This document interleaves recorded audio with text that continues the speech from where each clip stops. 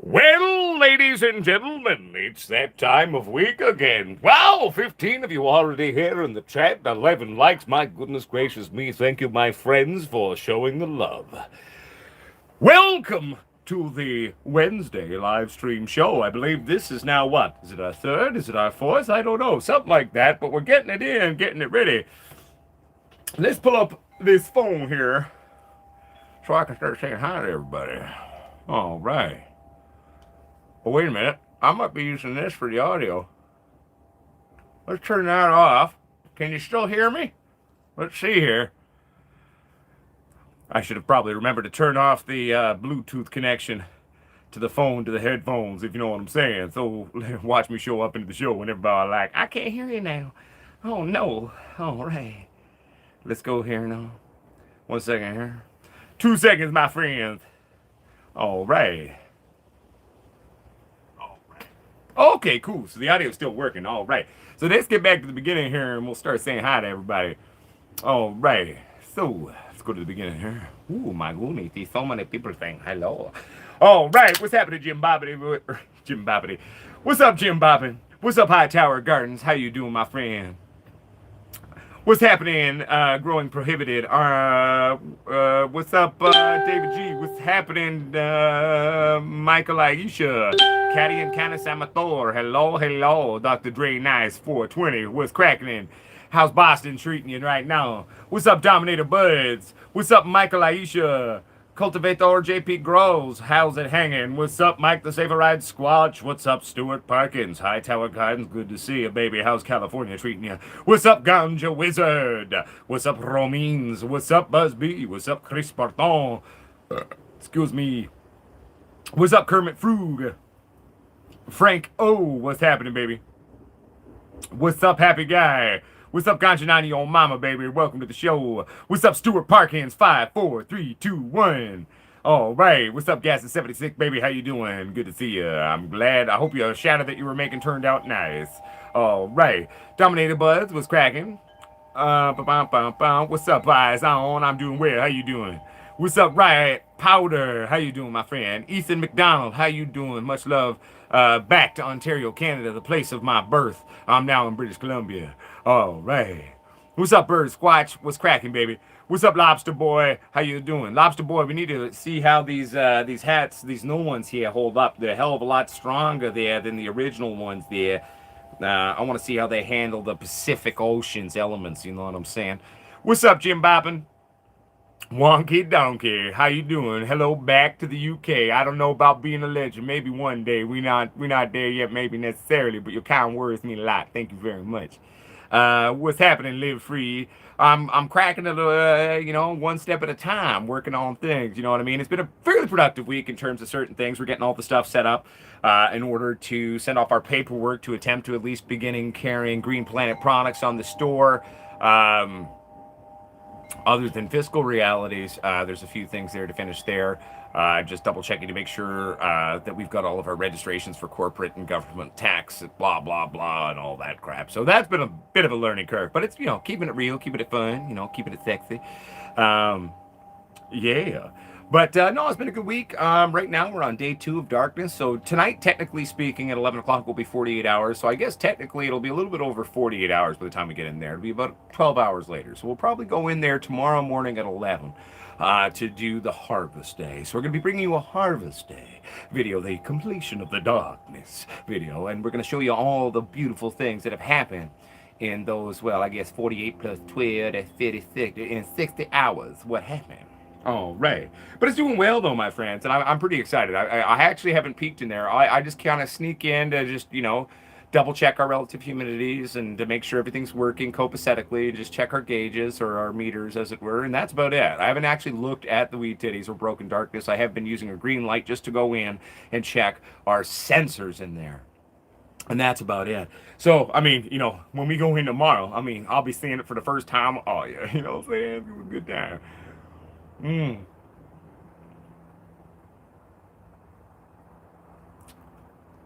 Tasty.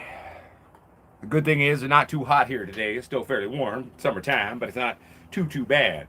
So one of the things I've been doing in terms of the relative humidity, obviously, given that we did the big last final flush on that, I've been, sneaking in there usually during the day and at least for, 5 to 12 hours turning off the dehumidifier.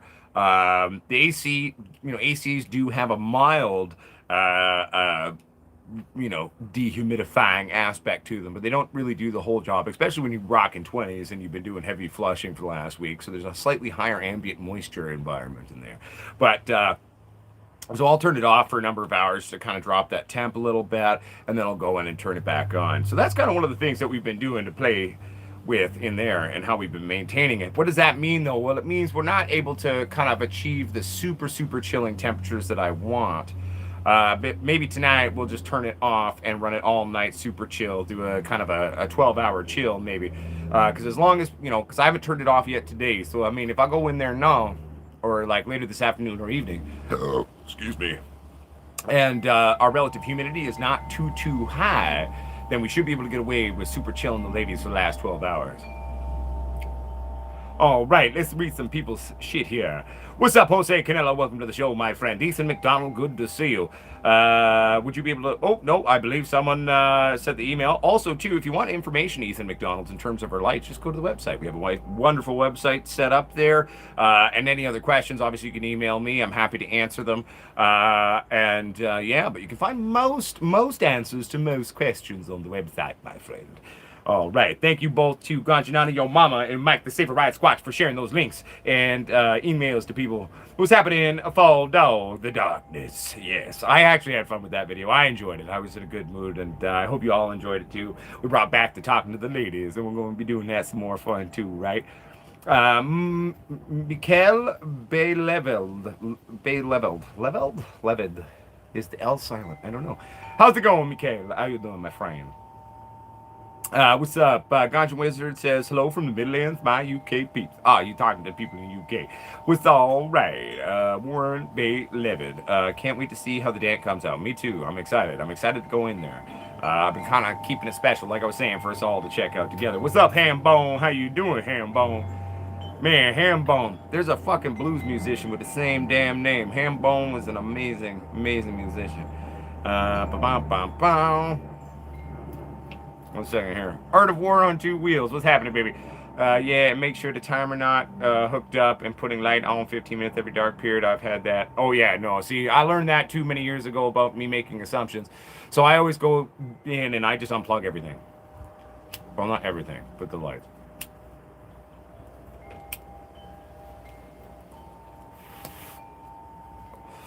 Taking a little alien rock candy here for the show right now. Shout out to Sasquatch Cannabis Smoke Co., close friend of mine, close company here in British Columbia.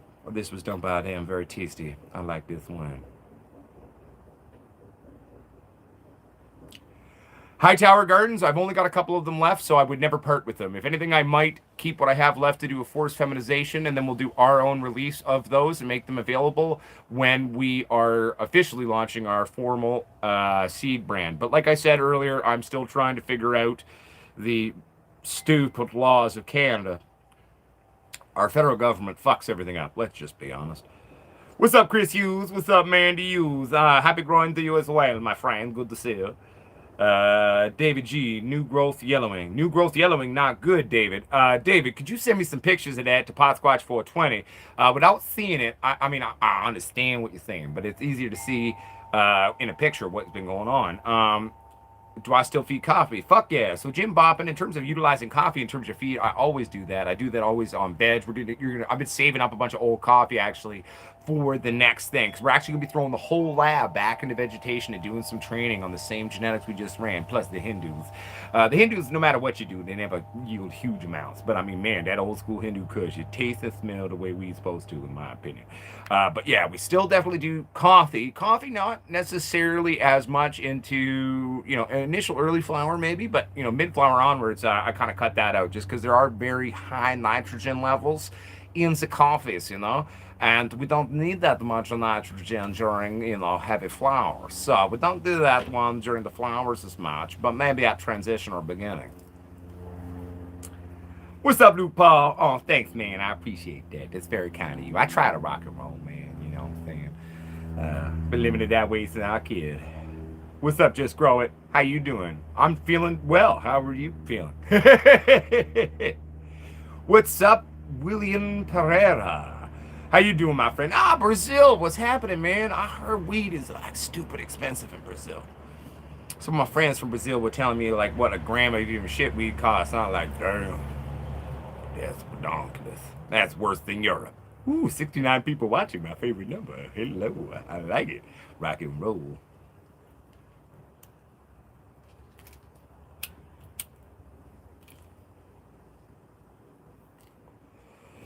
You know, Jose Canelo, you could totally use cling wrap. One of my favorite things, if it's a mild snap, what I will use is I'll actually grab rolling papers and I'll wet them down and I'll actually use them as like a paper mache band-aid to the plant. That's a great way when you crack a branch. I did it on some of my tomato plants that I accidentally nicked with my ring when I was in there kind of doing some work on them.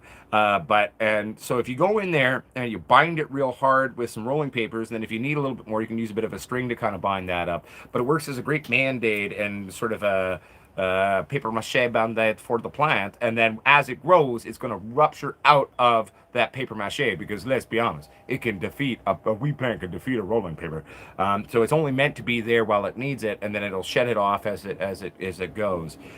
So that's a great way to approach it. Saran wrap, I would avoid using that because there are actually some leaching out chemicals that could leach out a little bit. I mean, it's not going to be too much and too drastic, right? But I mean, I'm definitely a bigger advocate for using the rolling papers, man.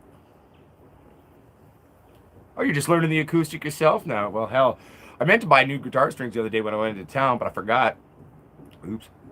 Maybe one of these days I'll play some music for you. I'm a blues player predominantly, so. Right? See, Warren Bay Levitt, you know, a lot of people think when they hear my club soda track or my carbonated water track, and they go, you're crazy. What the fuck? What's that? You know, really? Even old veteran growers just look at me like, what are you talking about? I'm like, trust me, just try it. Everyone's ever tried it loved it. Okay, it works. But yeah, I'm glad it's working out for you, Will, my friend. Art of War on Two Wheels. Good plan if you always home, I suppose. Turns outfit with a burnt contact on the timer for keeping it up. Yeah. I had a couple of weird things too where I actually found out one of my outlets in my lab was wired backwards before I moved in. So where the switch cut off on the timer, instead of cutting it off on the hot, it was cutting it off on the return. So actually there was still a power going through my boards, and a couple of the boards would just slightly luminesce. I didn't catch that for quite some time back in the day. That was back when we were using the initial rigs before we released our own lights. And you know, when we first moved out here, and that was crazy, man. But I was glad I figured it out. My buddy Tom, man, electrical engineer, he was smart, and he was just like, dude, go check the outlet you got it plugged into. And he was totally on it, and I was like, oh my god, you were so right. And that, now that you said that to me, that makes so much sense. But what are you gonna do? Stuart Parkins, do you turn up your extraction in darkness time to remove any final chlorophyll essence from the finishing flower, or was it what is what is your max time you allow to chomp? No, I don't turn up my extraction. I'm just running my relative humidity in there, and I'm just keeping my extraction going with a continual AC running, okay? Because again, the system we've got in there set up is quite simple. It's rudimentary in many ways. Using some of the best tech around, but it's still very rudimentary the way we're doing things in there. So the only real exhaust I'm functioning in there is in fact from the AC. Now mind you, I've got an exhaust going in the bedroom, and that one could argue then that there's some bleed through the non-airtight cracks in the air vent that I have installed on that little bedroom to the flowering room to compensate, but no, but you got to remember it's a dinky little exhaust fan. So there's not going to really be much exhaust added on to that. So predominantly we're just using that AC, baby. Nice, the Irish Wanderer. Congratulations. Time for darkness, and then choppy time, then trim time once they're dry. Well, at least as long as you prescribe the way I do things, anyway. Let's see here. How bad behind am I, or how far behind? Yes, Joe, quadruple 7B. I've had to do that for all of my ACs and my dehumidifiers as well. Those little lights definitely throw off enough luminosity to fuck with shit, so, you know, definitely got to do that. David G, Gmail, right? Yeah, David G, it's Potsquatch420 at gmail.com, my friend. Yeah, but in nature they're exposed to moonlight and starlight lumens, bro. Yeah, well, exactly. And why do you think indoors better than outdoor? Just saying. And I mean, a lot of people argue me on that point, but bullshit. I mean, if you put well-grown, properly grown indoor against any good outdoor. I mean, at least 8 or 9 times out of 10, the indoor is going to win when you put it to a blind test to anybody. That's part of why we do indoors, and we love it. Mother Nature is beautiful and wonderful, and like we'll never quite do it like she does, but at the same time, we can play with some of those variables and really do a good job. And at the end of the day, yeah, it may get moonlight, but keeping it locked and loaded in the way we do it. Because the fact is, when you do it outdoors, it has a much longer flowering window typically. It's not just like a straight 12-12 run time like we do it indoors too. So, and again, there's a reason why indoor wins. Some people will think that's controversial and they'll get very upset at the premise of what I'm saying. You're allowed to. It's been an ongoing debate and argument for decades. Nothing to get mad about. See, it's funny, the neighbor's dog, she home now. She just drove up, I saw her, and then her dog's flipping out. Now my dog's flipping out. It's funny. All right. But at the end of the day, that's just the truth, man. At least in my humble 2 cents.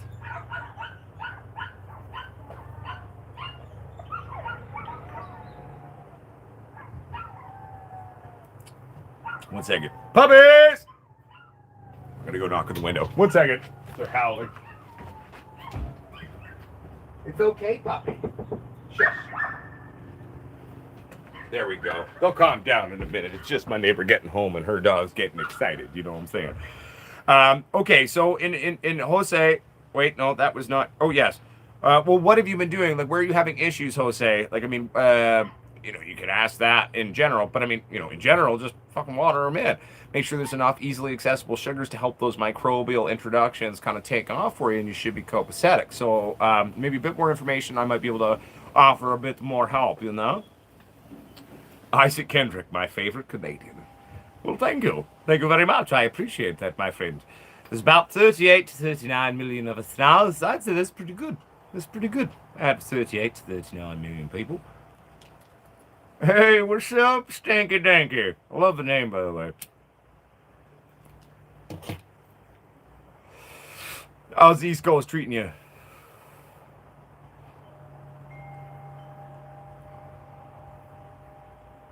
It can, Gazzers, I mean, the one I'm rocking right now, she's about a 9.5 weeker, which I find comparable to a lot of cushes. But the one thing I will say in terms of when you make that switch to LED lighting tag, lighting with LED not only is the way to go, my humble 2 cents, but it does, from what I've experienced, and Brett would agree with me, and a lot of my other fellow LED growers out there, things seem to finish slightly faster under LED than maybe using a traditional high-intensity discharge lighting system like HPS or, you should be using. Oh, fuck, did I not? People, I'm in a show.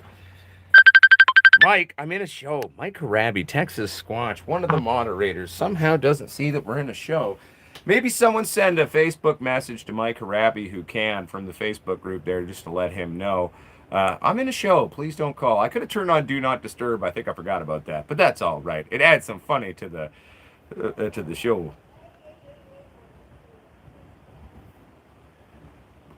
Hip dog, no. Spraying down in flower is not advised. The only time I would say to do a bit of a spray is like something like Jake's if you have to and you got some pests going on or you're trying to treat some issues. Foliar spray should not be used in flower, especially for an indoor, especially because at the end of the day, we don't want to accidentally trigger PM or bud rot and spraying your stuff down. Recently, a lot of people in the Potsquatch Growers Army who are newer growers have been spraying down their stuff during flower, thinking that like, ooh, give it a nice little mist, it'll help. But then they start freaking out and then they send me some stuff. They're like, what's this? What's going on? What's going on? And I'm like, oh, well, that's called bud rot and you just ruined it. I'm like really sorry. That's one of the things that breaks my heart the most as a Potsquatch is like when I'm trying to help people and then I have to like be honest, like you kind of ruined your crop and I'm really sorry. Like I don't want to be that guy, but it's true. Don't smoke that. It's not safe anymore. But that's what you got to do.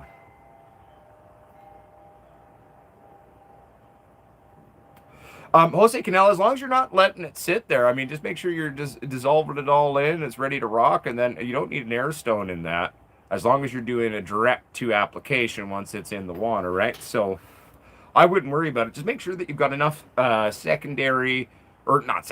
enough easily accessible sugars there, though, to help feed those microbial cultures, okay? At the end of the day, hell, using a bit of brown sugar, use some molasses. I mean, basically, like liquid weight from Green Planet, it's essentially sugar. is what it is. It seems like, and then when you pour it out, it looks like a very thin, kind of a molassesy, brown sugary syrup. It kind of almost reminds me of like a really thick cocktail syrup. I was a bartender for many years, right? So if I had made a syrup out of brown sugar, it'd kind of look like that, you know what I'm saying? So, but making sure those easily accessible sugars are there when you first introduce them, that's going to be the most beneficial way just to kind of get them happy and dancing and going and flowing, you know what I'm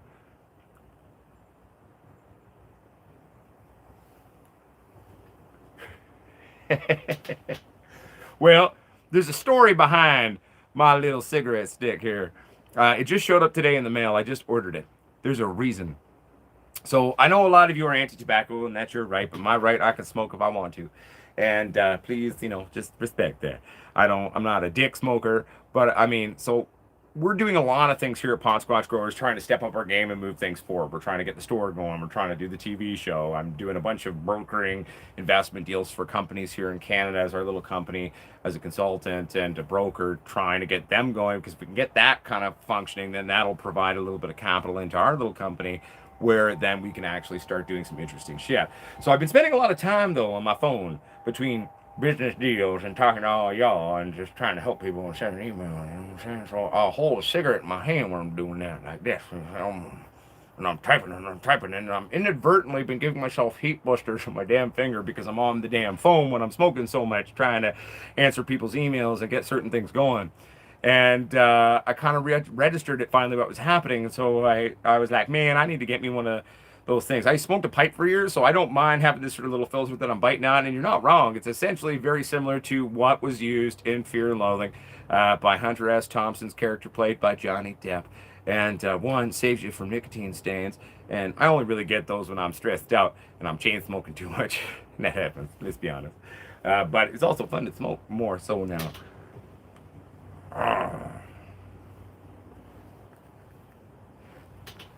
It's okay, Texas Squatch. You didn't know, baby. Let's address that, because Texas Squatch is like, I've got all my notifications set on, and I'm not sure why I'm not getting notifications of the show.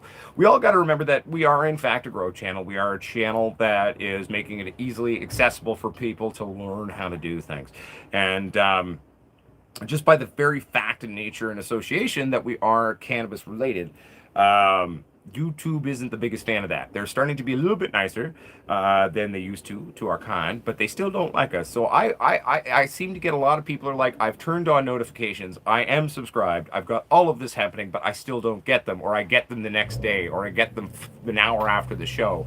I don't know. It seems almost like to me that there is a bit of a sort of subsect of going where YouTube's like, well, let's not let his show get that big. Let's not let too many people watch him. So we're only going to let some of them know.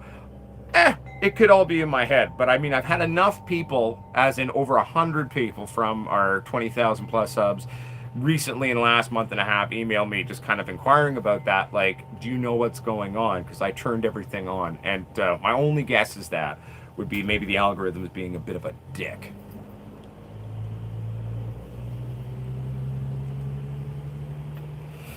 Yes. And then thank you, Mike, for bringing that up. I'm going to address that publicly. Everybody, everyone, as long as you're not an asshole, okay, and treat people with respect and compassion, is welcome in the Potsquatch Growers community group on Facebook, okay? It's for everybody. Anyone's allowed, as long as you're not a dick fuck, okay? It's a place for everyone.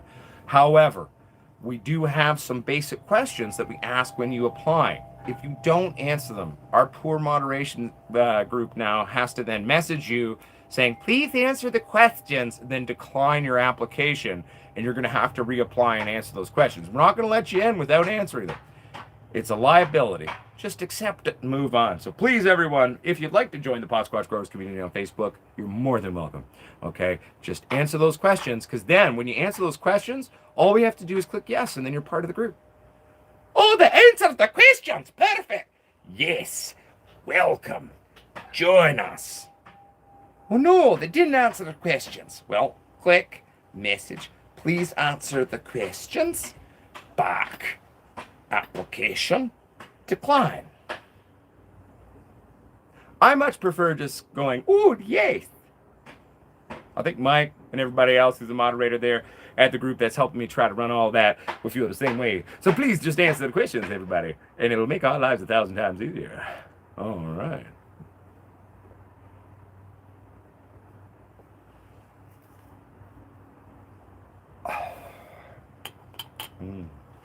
All right. So let's get back into the show here and start reading people's things. Luke Paul said, "I'm not sure if you answered my question. I may have missed it. Do you do a transition feed with Green Planet from veg to flower?" Yes. So the transitional feed of how I approach it is pretty much what they put on their bottle. I mean, I might do higher levels than they do. I feed a little bit harder than they recommend. I always have. But I do kind of a straight across the board in terms of my 3-part. And I probably do the same. I do the same thing with the ProCal. So for the first week, at least, I am doing a transitional feed. Usually starting weeks 2 or later week 2 is when I'm going to start kind of switching over to doing more of a bloom-based ratio on how I'm breaking that 3-part for the Green Planet down. But I do incorporate for about a week that transitional type of feeding. Sometimes 2. Depends on the plant and what I'm seeing. Well, good, Stuart Parkins. They should be watching. Hopefully they listening and they learn something. Stop fucking with us. We can do a lot of good for YouTube if they stop persecuting us. Just allow us to be. Fuck off. So I hope that helps, Luke Paul. I'm sorry if I missed your question earlier, but Art of War on 2 Wheels says, "I got it late by 5 minutes." Well, at least you got it. I mean, some people are literally getting them the next day. And they're sending me screenshots of their notifications. They're like, "So it's 12:32 p.m. the next day where I am, and I just got this live stream notification." And they'll like take a screenshot. They're not lying to me. Like, it totally is on their phone saying, "Just got this." And I was like, "Well, that's astonishing because the live stream ended 14 hours ago." I thought the whole premise of a live stream was to let them know so they can be part of it and be part of the living experience. We can all interchange and interact and speak and have fun, you know? But what are you going to do? YouTube's an asshole half the time. Shit happens. What's happening, Chance Morgan? I'm just chilling, doing the show, having a good time, you know what I'm saying? David G. Oh, okay. So supposedly, everyone, David G says there might be a setting in terms of, I guess, your YouTube, where your sync time is it on YouTube, David? Where they fix that? Is that how they fix it? There's a potential fix here, my friends. What's up, Ganja White Mike 81? Hope you're doing well, my friend. Oh, Minneapolis Mike. All right, baby. All right. I am doing well. I hope you're doing well as well. Welcome to the show. Eugene Dolan's notifications are good.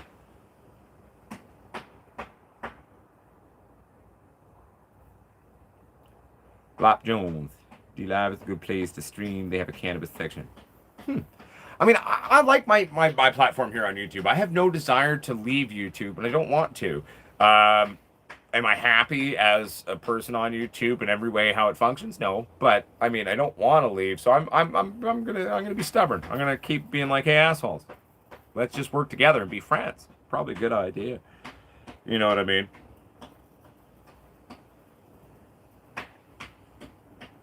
That's okay. They keep coming after us occasionally, but you know what? I'm going to stick to my guns and just be myself and see what happens. You know what I'm saying? Yeah, sure. We could think of it like a weird weed church, maybe, I guess.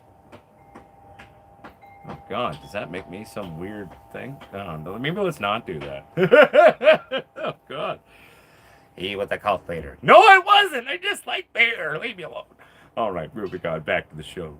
Chance Morgan says, "Can you make a tropical...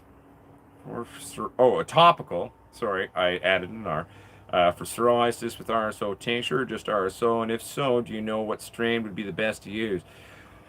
Oh, well, I mean, yeah, you could totally make that. I mean, I'd say it could work quite well for psoriasis of some. Psoriasis in and of itself is triggered by a lot of different things for different people, so it's not like a one fix all works for everyone. Like, for example, some epileptics find that marijuana really helps them. I also have other friends with epilepsy where it actually triggers seizures for them. So in terms of anything, I mean, most of my work is usually done with indicas or indica-dom hybrids. So that's a good place to start in terms of making an RSO for that topical. But you can definitely make a topical that's going to be good for that. I would probably just make a topical and bind it into some coconut oil, to be completely honest with you. It's an antifungal, antiviral, antibacterial. There's lots of vitamin E in there, and it's super healthy. So what I would do is sort of make that into a coconut salve maybe and put that in there. There's a few other things that I might add in as well. But I'd probably start that as the sort of the base point, and then see how the interaction is happening in terms of using it as a medical application for your psoriasis. I hope that helps, Chance Morgan. Kenny Bateman says, going to harvest my first grow thune and hang dry in a 3x3 grow tent. Should I leave my filter on with the small fan at the bottom, or is that too much airflow? No, no, no, no, no. You need to have airflow in there, especially if you're locking it in to a tiny little tent like that. Because you got to remember, grow tent is usually typically mylar or some basis of mylar, which is an aluminized polymer lining that. So basically, you're going to make it a soaking bath, because right at the first number of days, especially, a huge amount of moisture is going to be leaving the tissues of your plant. So definitely keep some airflow going on there. Have a bit of an exhaust in there, especially if you're going to be keeping a little grow tent there.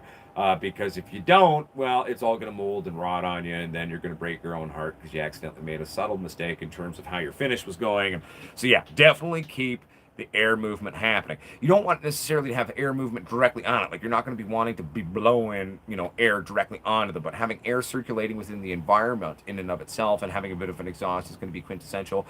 Please, if you have a digital monitor of relative humidity, keep it in there. And for the first couple of days, fucking watch it like a hawk. Because I just don't want to see you accidentally, bud rot or mold yourself. People are like, what, bud rot? I'm like, yeah, because, well, the cells within the plant are actually dying for the first, 4 to 8 days that you're drying. They're still living, slowly but surely dying. So they can rot on you in drying if you're not careful. White mold, little furry crap popping up all over your titties can happen too. So it's just all about being careful and staying on top of things, you know what I'm saying?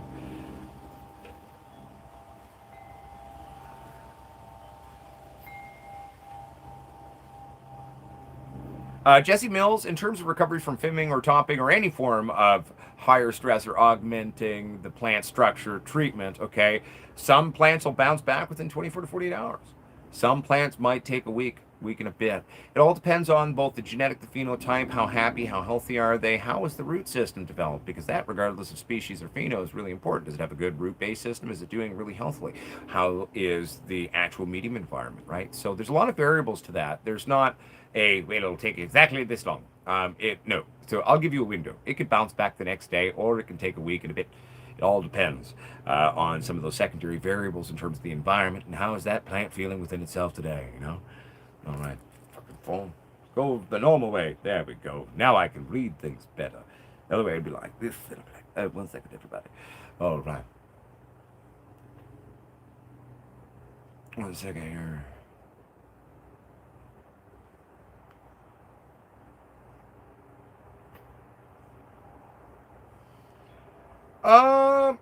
Well, you're only going from a 2 to a 5. It's fairly early, so yeah, I'd pop them in the 5. Just do it really gently. Just be really careful. Next time, transplant into your finishing pots before flower. Just makes your life easier. Less stress. Tree trunk, brown fermented banana peels are one of the magical ingredients that goes into Potsquatch's magical mystery juice, which is basically a basic feed system that I've given to a lot of Potsquatches around the world who don't really have the money to kind of go buy newts right away or do this or that. And I was like, well, let's make it with some shit around your house or shit that you can go get for like a couple of bucks. So yeah, no, banana peels are good. High in potassium, a lot of good shit in there. So they like it. I like to let them get real brown before I put them into my little teas or brews, as it were. Jose Canela, I don't know if they do now, but once we have it on our store, we will be shipping it worldwide. So that's our intent, is to bring it to because it's not easily available on a lot of sellers online. So we're going to be bringing Green Planet to the online world, hopefully, and making it globally available. The one thing I will say is shipping might cost a bit, but we are a small company, right? So that's going to be part of it. But we are going to be bringing, hopefully, Green Planet availability open to most countries in the world, as long as they don't have export issues in terms of bringing in bottled nutrients. But I've gotten pretty good at the international coding systems for customs for different countries and figuring that one out. That's where, hosting our store through Shopify has made it a little bit easier for me to kind of learn how these things work. But yeah, we're gonna be shipping it to the States, to put it simply. So just got to get it up on the store. I'm working on that.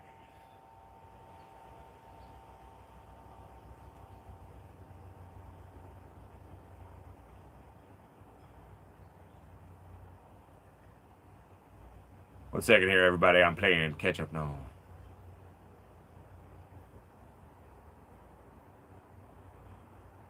Going to email you a screenshot, says Texas Squatch, real quick. I need to know if it's good for making RSO. Well, pretty much anything that's not rotten or covered in mold is good to make out of or make into RSO. You know, let's be honest.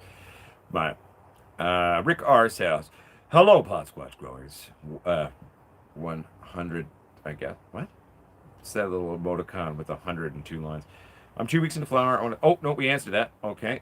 On the epilepsy thing, Josh, with weed, it's different strains for different brains. No, I agree, Stuart Parkins, 100%, because we all have a different biochemical system. Different things react differently for everyone. Different strokes for different folks, you know what I mean? Oh, fuck. Am I super behind again? 1 second, everybody. I'm trying to play catch up here. Yeah, no, but Luke Paul, let's not steer them away from my venue because I'm hoping to have it on our store fairly soon, and we're going to have it both available on Amazon and our store. You know, we are a little company. We're actually trying to do things because if we actually get sort of certain things flowing as a company, I'm going to be in a better position to try to do more for the community, do better content, better outreach programs. If the company starts going, then fuck, we'll do a cannabis cup. We'll do all these wonderful, beautiful things. Hell, if we do well enough, I don't need a producer to pay for our TV show. I'll just, you know, be the executive producer and pay for it. So, at the end of the day, if you need it desperately, I'm sure there's somewhere where you can get some of the things. They do not have a great availability currently on Amazon or around, but we're going to be bringing it, hopefully, as long as things move ahead properly with them and all of that, to the global market for you. Because Green Planet is great shit. I love it. I work with it. It's a nutrient brand I'm willing to spend money on for my plants, and my plants seem to like it. So, yeah. How many watts are your diodes in the LED light? Well, we don't really talk about diodes in terms of wattage anymore. I mean, I don't anyway. We've got the 301B and we've got the 301H. Look it up from Samsung. That's what we're using. I speak from a wattage draw at the wall. I've got mine set sucking usually about 6 to 620 is how I've got my double squanches set. Talking about wattage based chips is I haven't really heard people talk about it like that since we were talking about like old school blurple lights, which were always flawed in premise. They were based in initial premise off of, you know, stuff done by NASA to grow algae in space. So we use Samsung diodes. We've got the 301H and the 301B as available options in terms of our lighting systems. Go to the website, check that out there for a bit more information. And if there's something that I'm not, because I don't claim to be the end-all be-all walking knowledge of light nerd. I'm a grower, man, not an electrical engineer. Okay, that's why I work with who I do. And, you know, so Brett definitely will be able to answer some questions in greater depth than Uncle Potsquatch will. So you feel free to send an email to sales@soulstrip.com to ask any further in-depth questions that you may not be able to find in terms of the website information. What's up, Marco Godesa? How you doing, my friend? Good to see you.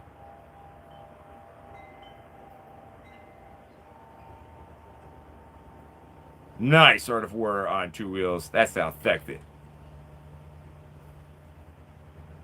Oh, is it grain-based alcohol, Texas Squatch? Stony Baker, my MDs. So, at the end of the day, you not high, you were not listening to Potsquatch. Wait, what? I'm confused.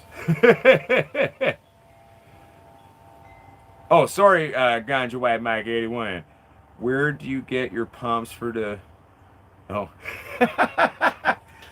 Troy, actually. Troy Shepard on YouTube found those for me. He's a local pot squatch out here, and he's always got my back. He knows a couple of cool little stores. So I call Troy, and Troy goes and gets them for me. He gets me the pumps. He gets me jars. He knows a lot of cool little stores. I have no question. I don't need to ask. He goes and gets them for me, and they're always a good price. So Troy, I think one of the stores he goes to for stuff like that, though, is kind of more like, I want to call it like a hippy-dippy store. But where they do like a lot of essential oils, and they sell jars and medicine bottles and this or that. The stores usually smell quite pretty and have a lot of essential oils available there too. But going to a store like that, another type of store that would be great is often certain craft supply stores might have certain types of things. Probably my third option that I would recommend to go check out would be cooking supply stores.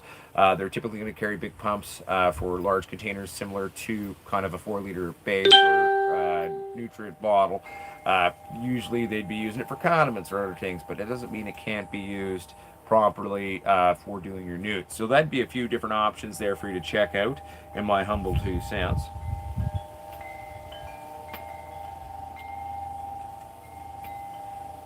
My terminology cracks you up. Yes, I do have my own way of talking about things. Nail alcohol. Okay.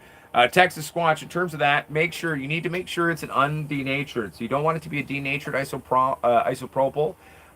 You need to make sure that it doesn't have any added bitterant toxins, okay? As long as there's not any added bitterants to it, you should be safe to use that, my friend.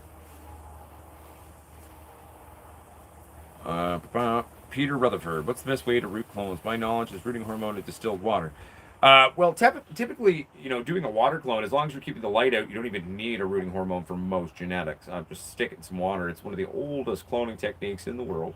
Thousands and thousands of years we've been doing it. I actually have often some of the greatest success just doing it in a simple form like that. If you want to go into an aqua cloner, well, you can have, it's basically a big tank of water using the basic premise of that with an air stone and an air pump, keeping that air rated so none of that gunky crap happens. Now, mind you, if you're just doing it like a glass of water, dump that shit out, every 2 or 3 days, and then you shouldn't have any gunk build up there. So to keep it simple, just cut, scrape, put it in water. Should be good. Clip the leaves if you want. Because when we clip the leaves, what we're doing is we're triggering that this is all damaged sections. So it needs to grow a new section. So in order to grow that new section, it has to grow roots, right? So we're manipulating the plant psychology in a sense in that regard. And if you have a clone or a strain or genetic that is being a rather stubborn bitch to clone, I like to do the double dip these days. So basically, you're going to first dip it in a rooting gel, and then you're going to dip that rooting gel into some powder, and then you're going to put it into, you can either use a rock wool or a Jiffy Puck. They all have their benefits and drawbacks. I would say typically with water cloning, you don't really need to introduce hormones, really. Yeah, I hope that helps.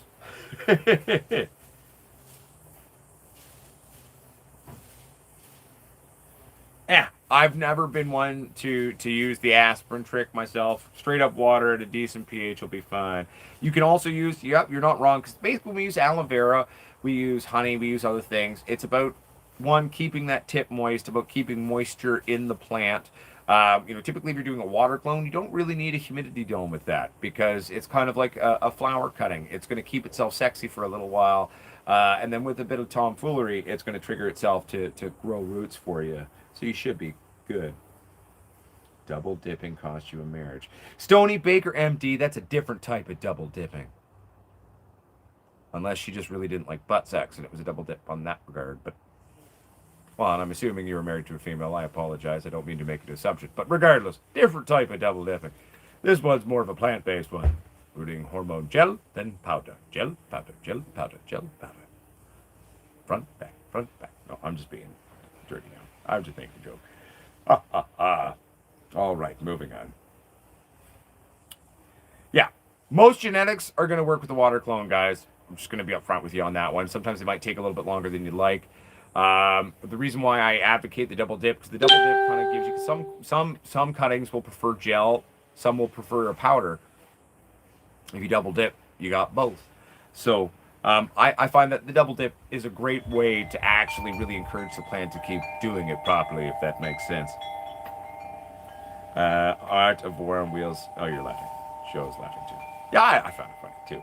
Chance Morgan says, I put a cut in the side after you said that a week and a half ago, popped root yesterday. Fuck yeah, Chance Morgan. How's that looking?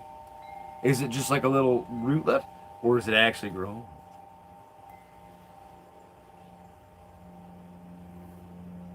Well, yeah, but we're assuming that they have a healthy genetic source to take a cutting from, Sony.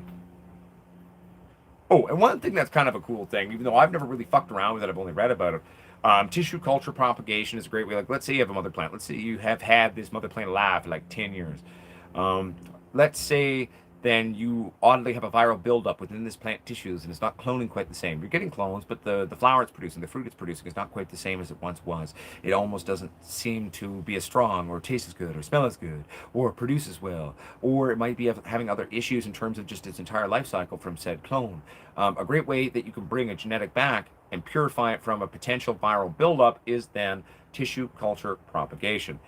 I'll probably order one of the kits to do it one of these days, and then we can do a video and we can kind of talk about that one for you. It's pretty nifty, though. Kind of space age, Star Trek-y shit, you know what I'm saying? But I like it, though. I like the promise, especially when it comes to the fact that it has a very beneficial way to remove said potential viral buildups of tissues over time. So I find that very interesting. Lots of fun in my mind there.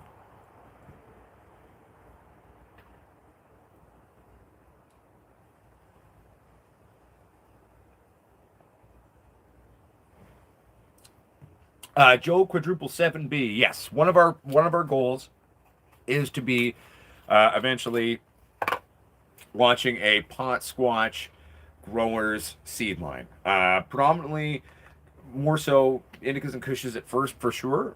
As much as I'm not really a huge sack guy, doesn't mean I don't understand them, and I couldn't do a good job making some nice ones for you. So I'm going to do that too, because I like certain things doesn't mean that's what everyone else likes. And but right now, in terms of Canada, because I want to do those experiments and be running that myself. I have toyed around with the thought of getting someone else doing it outside of the country, because right now a lot of countries you can still do it as a novelty item with no real intention for germination, and that's how seeds have been sold for years. That's how they were sold in Canada before legalization happened, right? So basically, I'm trying to figure out what is required, because I don't even think the government understands what they want me to do currently right now in terms of the red tape or getting licensing, etc., to launch our own seed brand. But just know that I'm legally allowed to be developing genetics in terms of my own personal medical license. I am working on that. So it's more of just, column A to column B, column C in terms of bureaucratic red tape for us to be able to do that, as well as just taking the time to kind of properly get a few things together where it's something that I can, in good consciousness, release out in there to everybody's, right? So, yeah, but one day that we definitely have every intent of doing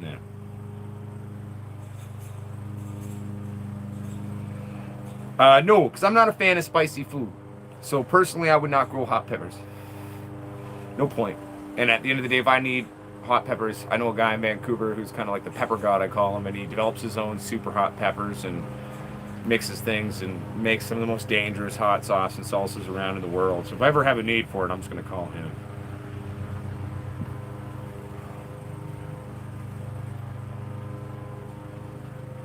No. Happy grower, you don't need a 20% runoff when you're feeding or watering. Um, that's a lot of runoff, but you want to just water and feed until you have a bit of runoff. A little bit of runoff is good, means you've properly saturated your medium, but you don't need to go to a 20% runoff. You're just going to be waterlogging that bitch, and you don't need that. That's okay. Texas Squatch, after the show, I'll take a look at the label on it for you and do a bit of background research, and I'll tell you whether or not you can use what you're talking about. What's up, Victor?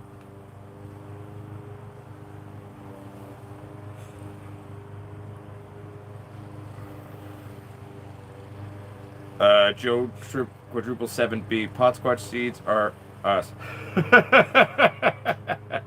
I'm assuming we're making the joke on the toy store.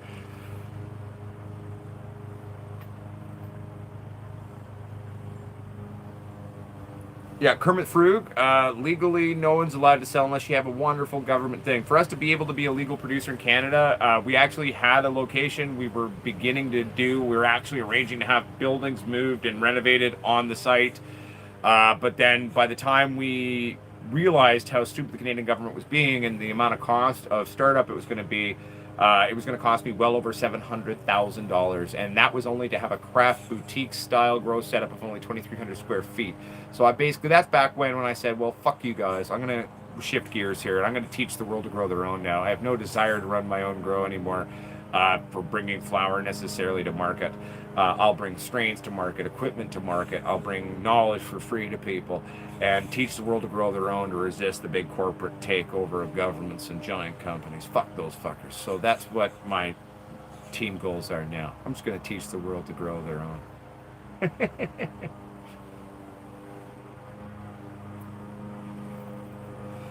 Okay, in terms of what Joe's talking about, autos usually don't clone at all. Well, you could easily make a cutting off an auto root, but just don't do it. Just don't. It's not how they work. It's just a genetic, and it's just down to the basic genome of how that plant works. It's just don't do it. Just don't do it. It's not a thing.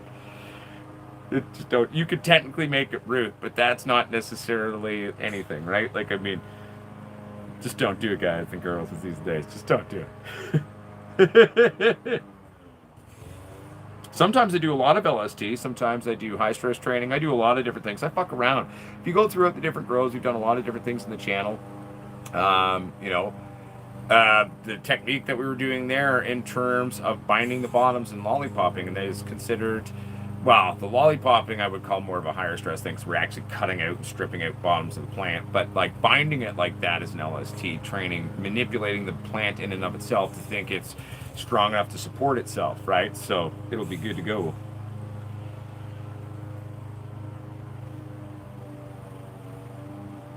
Oh, hell yeah. Dude, that sounds awesome, Ganja White Mike 81. I love mushrooms. They're good. Both magical and non-magical varieties. Love a good mushroom cream based soup. Good times. Very good times. No worries, Kermit Foog.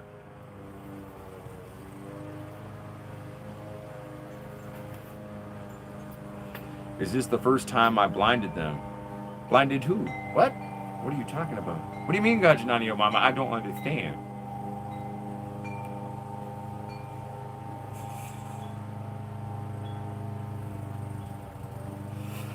Well, I hope your skunk number one, LJB, proves to be something like skunk number one. The true old school skunks are very rare. Not extinct, but very rare and hard to actually find.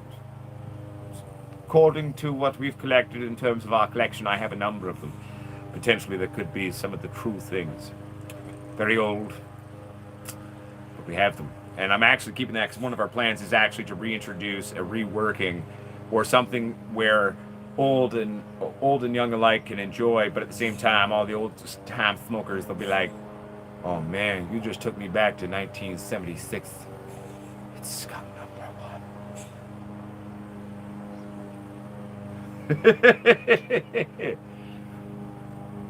Woo! How are those truffles? Churro grows, man. I love a good natural occurring truffle, man. Truffles are amazing. Good times. Marco Godesa, I may have or may have not. Let me read your message here.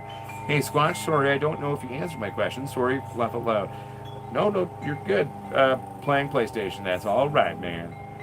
Did you say you were going to cut at the base instead of chopping each branch when drying? Oh yeah, I always do that. Typically these days. So what I do is I chop the whole plant down. I'll clean it up first, and we're going to do a video tomorrow showing, and it's going to be in a hyperlapse because I mean it's a lot of work. So I'm just going to shoot a hyperlapse of most of it.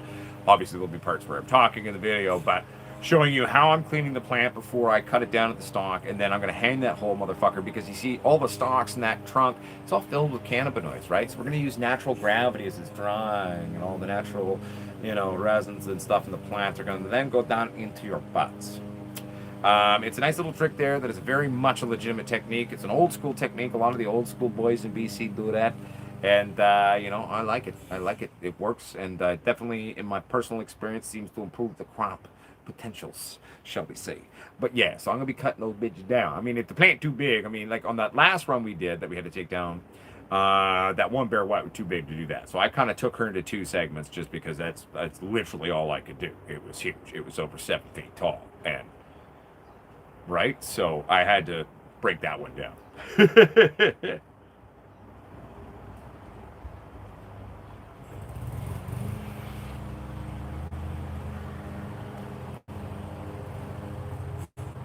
What's up, Missouri Sajada? How you doing, my friend? Hello to you. Oh, binding the stems. I heard blinding. What was the question then? Let me go back now. Is this the first time you binded them? It's the first time I've found this genetic, not the first time I've used that technique. I've never done it on YouTube before, though. That was a technique I used to use a lot back in the day when I was running growth, before I became what I am now. But yeah, no. First time doing it on the channel, not first time ever doing it. I hope that makes sense.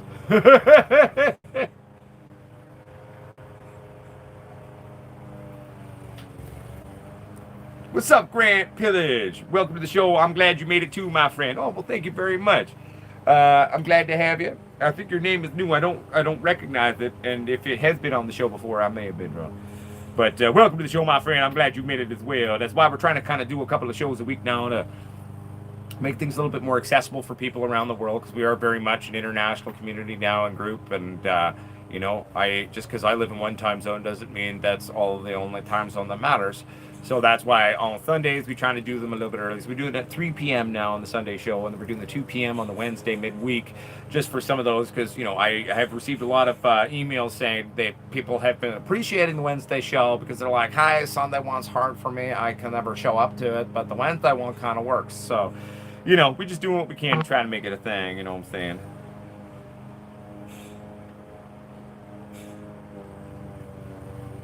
Oh. You're a lucky man, sure, bro, grows. It's a lot of truffles. I just want to eat them now.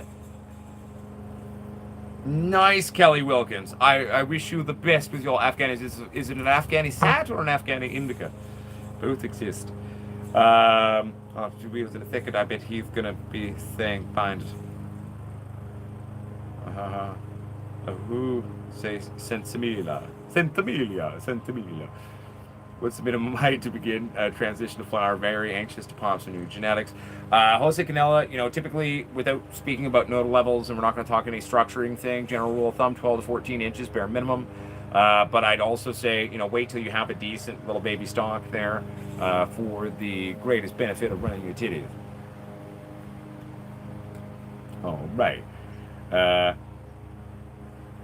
Oh, well, see, Ganjanani or Mama, without doing that bottom binding technique with proper vegetation on that pink kush, they usually will come in as fist-sized buds.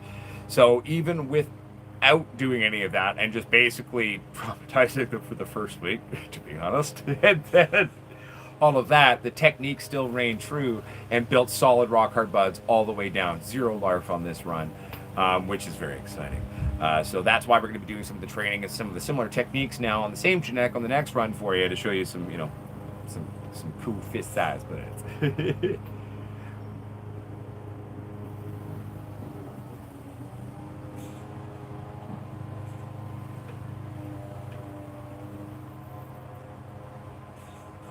Marco Godes says, what is the binding technique? Riot powder. Under the current run that's on the channel right now, if you go back and watch the beginning, we got videos where I go through all of that and talk about that. And then I kind of reference it throughout the videos kind of going forward. But if you want to see what I did, I actually have videos where I showed that, did that, talked about that. So go back a couple of months and take a look. And that's where you're going to find out the intricacies there, my friend. My live stream is always crystal clear. Yeah, that's what I get for buying a $2,500 phone, I guess. Could be paying off for the next 6 years like a car. So Marco says, thank you, Squatchy, you the man. Oh, thanks, man. I'll be watching that video for sure when it comes out. Been growing for 3 years now and watching your videos. I learned quite a bit due to, more yield each year. I don't know if you mean mine or yours, but, hey, as long as we both growing and doing well, I mean, that's good, What's up, Danny Atkinson? How you doing, my friend? Welcome to the show. I hope you've been doing well. Well, yeah, and that was the point, Ganjanani, your mama. I really wanted to show everyone that it's a legitimate technique that does shit. And I won't lie to you, I enjoy freaking growers out or other growers. Like a lot of my grower friends who've been doing this a long time, like I have, here's some of the things I do to my shit or how I do it, and they just look at me like I'm a psychopath. Or I give them nightmares or stress-induced panic attacks. And I'm like, no. Remember, many highways, same destinations. Part of growing as growers. Have fun. But, I won't lie to you. Personally, I kind of get excited when I stress them out. It's kind of a sick pleasure of mine.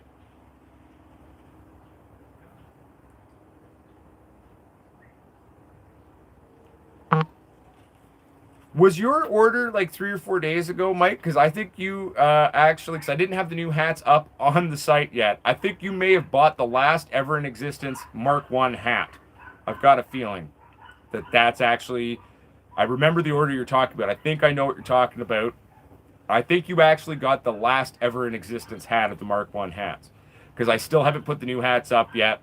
I've actually been working on some back end stuff. It was your purchase, I think, that made the last the original hat sold out. And if you were trying to get the new hat, I apologize.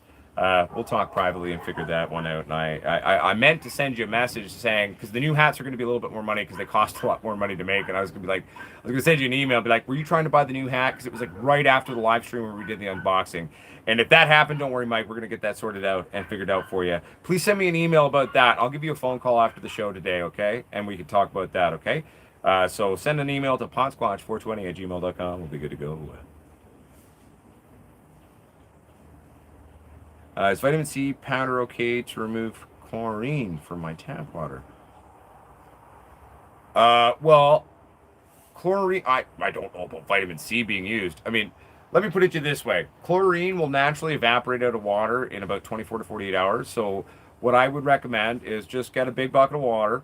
Got to have some air stones in there because you don't want it to go all gross and stagnant on you. And plus, having a little air stone with a little air pump in there is going to help it actually evaporate quicker.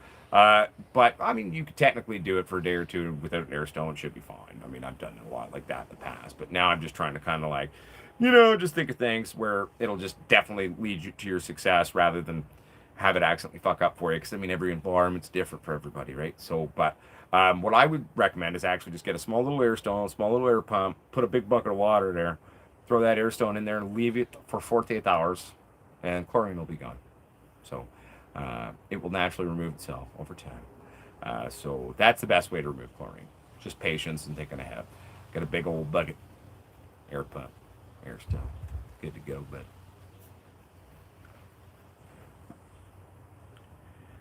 Okay, cool. So Ganja White Mike 81. Send me an email right now with your phone number. I'm gonna call you after the show, and we're gonna make that right. Okay. No, not currently, Joe 777B. I have yet to find a person or a company that is able to make the hat I want out of hemp. One day, sure, I'd love to have everything out of hemp, but our shirts are 100% cotton, and our hats are definitely not hemp right now. But these new hats are definitely built to fucking survive. And don't worry, Mike. Seriously, we're gonna get that sorted, okay, bud? Yeah, this is going to cost me a hat. You're going to have two. You're going to have the last first and the first ever sold new one. Well, yeah, but that's pretty cool, isn't it, Mike? And I'll cover the cost of that, okay, Mikey? So send me an email, and we're going to get that sorted. Because I had a feeling, Mike, when we'll put that order in after the show when we unbox new hats, that you're actually trying to buy the new hat. But it was actually the last old hat that was on the store, and I haven't actually put the new hats up because I got to do a little bit of costing and stuff to see what we're going to charge for them, because the new ones cost me twice as much as the first ones, but it's because I wanted to make them way better. Same fucking hat, basically. I wanted them to look basically the same, right? One thing that we improved, bigger logo. It's actually embroidered into the hat, just a thicker brim, thicker everything. Like it's built to take punishment. So we'll get that sorted for you, Mike. Like I said, yeah, they're snapbacks. Basically just trucker style hat. So, simply put, Mike, I'll call you after the show. We'll get that sorted. At Potsquatch Growers, will I notice a huge difference switching from tap water to at 260 ppm to an RO machine? Yes. What differences will I notice? I was also flushing with the two as well. Will I have a better end product? Well, yes. 260 ppm is extremely hard water. That's very hard. My water's ppm is 27. And that's with chlorine in it. So 260 ppm is extremely high. Like, this time I was fucking around just because everyone asked me, like, oh, do you flush with ppm? And I never did. But I was like, well, I got a bunch of meters. Let's play around with ppm flushing this time just so we can say we did it for everybody. And 260 is extremely high. So switching to an RSO water, one, you're going to need to remember when feeding, you're going to need to be adding a lot of minerals in it because that ppm is going to come out at a 0 to 4. On a proper reverse osmosis system, maybe up to 7 ppm. Okay, but what does that mean? Well, there's no minerals in it, right? Like we're stripping out all these minerals and naturally occurring calciums that may come from our tap water. Okay, so having a ProCal or CalMag or something like that supplement to sort of mix into your feedings can be extremely important there to replenish these things that we're stripping out of the water. But in terms of flushing it out, let's speak to a ppm flush.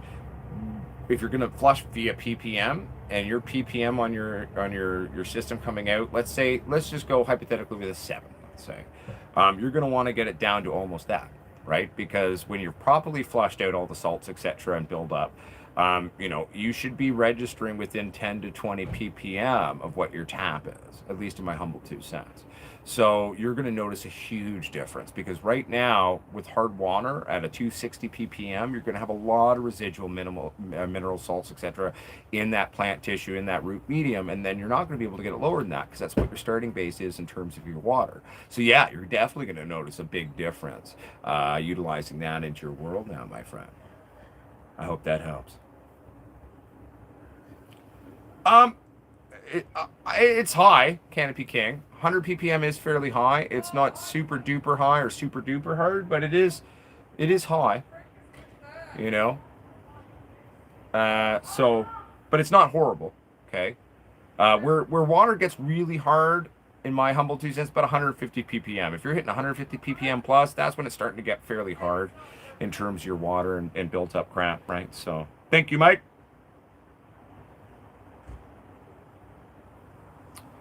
In terms of having a simple basic filtration in your water, if you're worried about your basic water, just go get a big 5-gallon bucket and put a basic Brita filter in. You'd be shocked at how effective those little Brita filters are actually at getting a shitload of crap out of your water. So just glue the cocksucker into the bottom of your fucking bucket. So you get 2 5-gallon buckets, glue the cocksucker in the bottom of the one bucket, then sit the other bucket on top of the other bucket, and then you pour your tap water into there and just run it through the basic little Brita.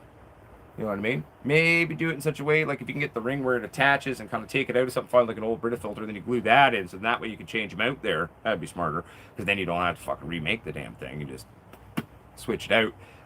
But you'd be surprised at how effective those stupid little filters are. They're quite good. You can also get one of those attachable sink tap filters that can actually attach onto your sink. And then you flip it, boom, and it's running through. In terms of running a lot of volume of water through it, like a roller, you're going to have to switch the filter in that out fairly quickly. Or not quickly, but more often than not, because, it is fairly small. Size equals how long does it last.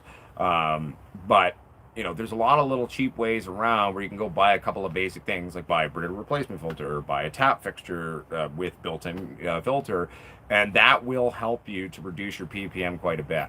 They're shockingly effective for being such tiny little things. Jose Canelo, I would assume you're probably good. However, go in and check the soil. Best way to check the soil is check that top 2 or 3 inches. You can even just stick your finger down the side and kind of check that out. Touch the top of it, okay? But another great way, go into the drainage on the bottom. As long as your drain is big enough for you to get a finger in it, you can kind of feel the bottom as well to check those moisture levels. You should be good, but always use an aesthetic to double check that.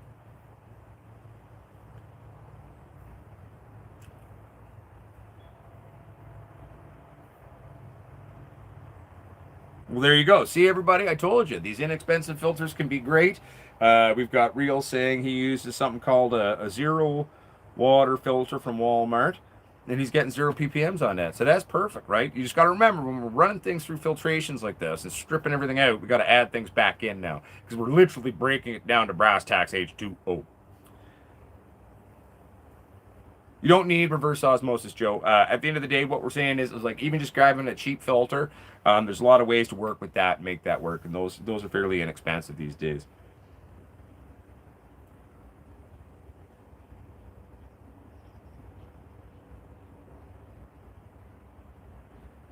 Okay, so Real says you can essentially get away with running about 20 gallons through the filter. What's the cost on those, Real? If you don't mind me asking. Oh, it's chloramine in Kermit, or Kermit Frog in Windsor, or Kitchener. It won't evaporate. Well, then you're definitely going to need to use a filter for sure. Well, those tricky bastards, isn't it? Well, that sucks, Kermit.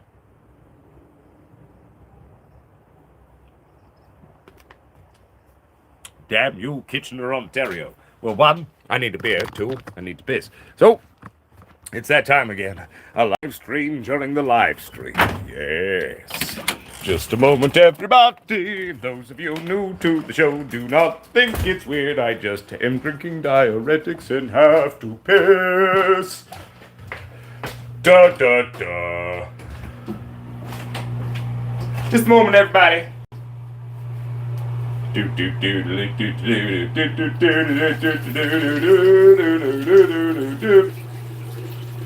Real says my tap water is 250 ppm. All right, so basically what you're getting then, basically at a 250 ppm reel on one of your filters, getting a 20-gallon processing time. We can actually kind of correlate that ppm to the zero with the amount. So if someone's ppm is coming out at like 125, let's say, in theory, mathematically speaking, you should be able to process about 40 gallons. Because you've got to remember those ppms, okay? Think of them as tiny little, we'll call it particulate for now, because it's an easy word for everybody to follow in terms of what's in our water. So if the filter is able to filter out 20 gallons at a 250 ppm, and then it's starting to lose its effectiveness, 125 ppm, 40 gallons. Why? Because, well, it's not about the amount of water we're running through, but it's about the amount of sediment or crap in our water that we're filtering out. And then that's where basic mathematics can be so much fun, everybody. 1 second here, everybody.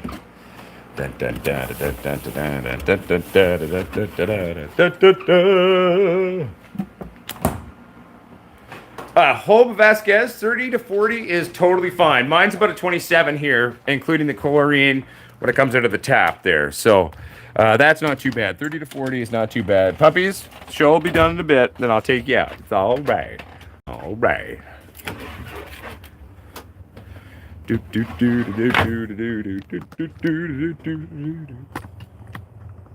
All right. There we go. Crack a beer.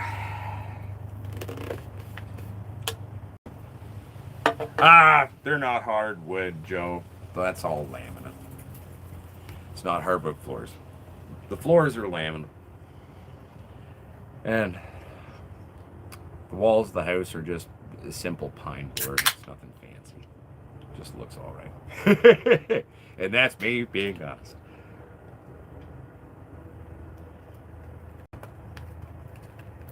Yeah. Parts per million is what ppm means. That's what we're saying, Real. I mean, Joe.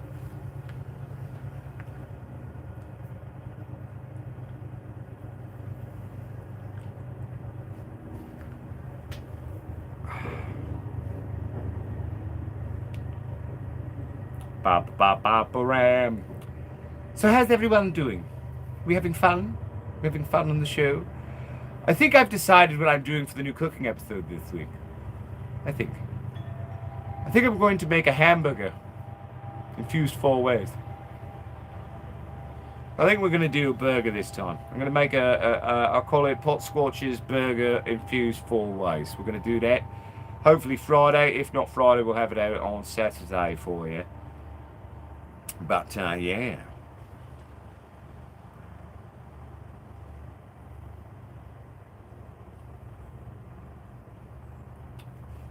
Ooh, they're not bad. So it's 89 US, so it's about 100 billion Canadian. I'm just joking. 89 US realistic. Probably, what is that Canadian? It's probably about 130 bucks, give or take. But not bad, though, for 3,000 gallons. That's pretty good.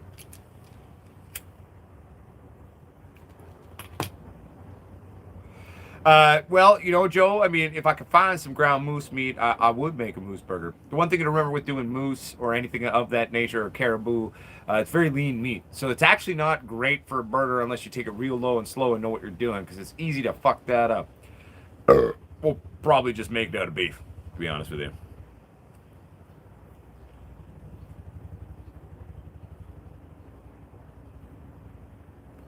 Hey, thank you, Towher's Fire. Well, that's what we're trying to do, is kind of try to make it a little bit more accessible these days. So that's why on Wednesdays we're doing it at 2 p.m. and on Sundays we're doing it at 3. Just to kind of make it more accessible for people around the world, you know what I'm saying? For those of you who want to tune in and have a good time.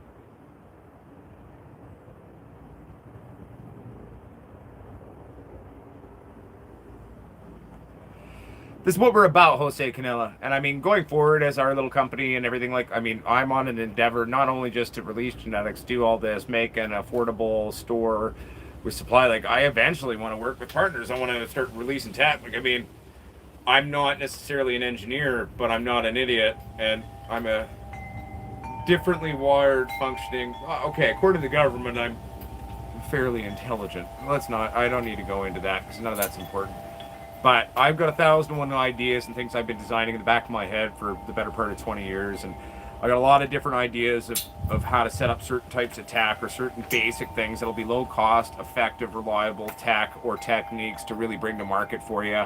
One of the things that we're going to be bringing out is, Squatch's magical, all natural harvest scrub. It's the most effective shit to get the sticky icky off you.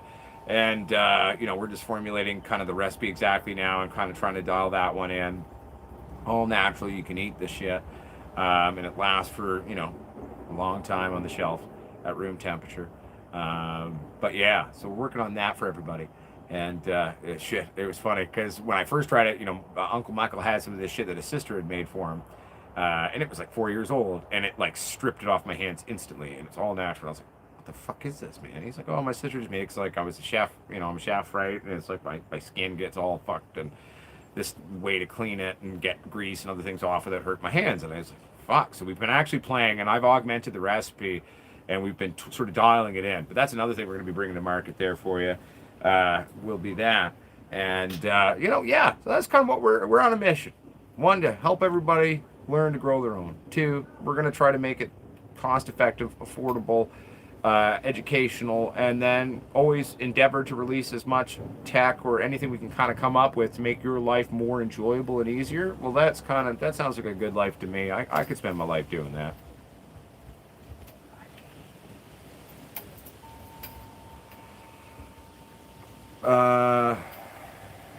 One second here. Tiger Bloom K2, thanks. Potsquatch Growers. How would I infuse rosin into food? I saw someone infuse rosin into Skittles. How's this done? There's a lot of different ways. That's what the cooking show is about.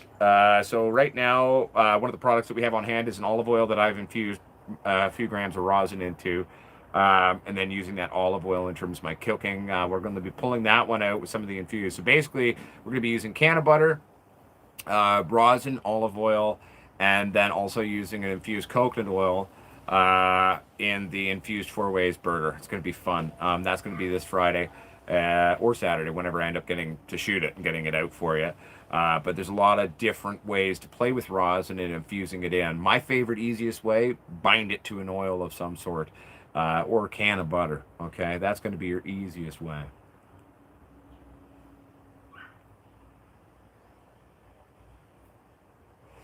Kyle Dudeman says, off topic, but have you ever heard of the musician Joel Plaskett?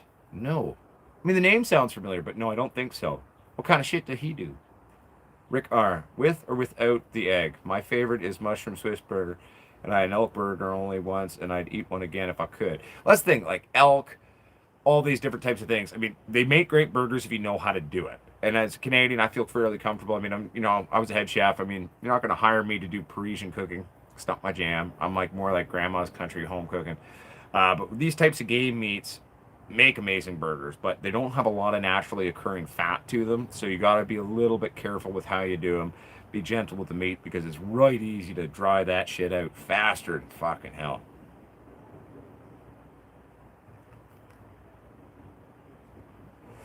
Kermit Frug, I would go with the filter. That'd just be my humble 2 cents, because I've never heard of utilizing vitamin C to somehow neutralize or remove chloramine. So I would go with the filter that is rated that it can do so. That would be like my honest 2 cents, and then you don't have to think too hard about it. Just get it done. So that's what I would say, my friend. We'll put an onion on the burger for you, Rickar, if you'd like.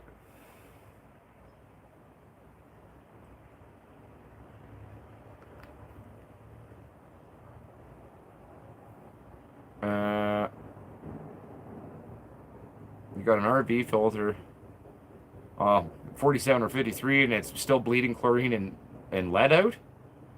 Or you bought a chlorine and lead test? That's my question. The best way to do that is actually getting a little electrolysis tester. That's another topic, but they work well. Uh, Frank, oh, yes, in theory, but it doesn't necessarily mean that's what's going to happen. Some of the strongest and most amazing strains out there have come from Hermy accidents, okay? So it's all about just being aware of where it came from, but that doesn't necessarily mean it's useless. Because there's this big idea that's being propagated on YouTube and in grow forums these days about, like, oh, Hermy genetics are garbage, throw them out. Fuck off, you're an idiot. Anyone who says that knows fuck all about weed, knows fuck all about the planet, or the plant, or the plant for that matter. I mean, it's a survival mechanism built into the plant, okay? Yes, is it more likely? Yes. Is that maybe tiresome or irritating? Maybe. But it doesn't necessarily mean that's what's going to happen, right? Like Gorilla Glues, they all came from a Hermy experiment, or fuck up, okay? And there's, like, everyone's got a hard on for years now about them. So I'm just saying, being aware of a Hermy origin story on a genetic is important. You should pay closer attention, daily gardening, keep an eye on it, but it doesn't necessarily mean that this is now just null and void, because if you go throw that shit out, you may be throwing out some of the best shit you've ever had. And I can attest to that through my professional 2 cents.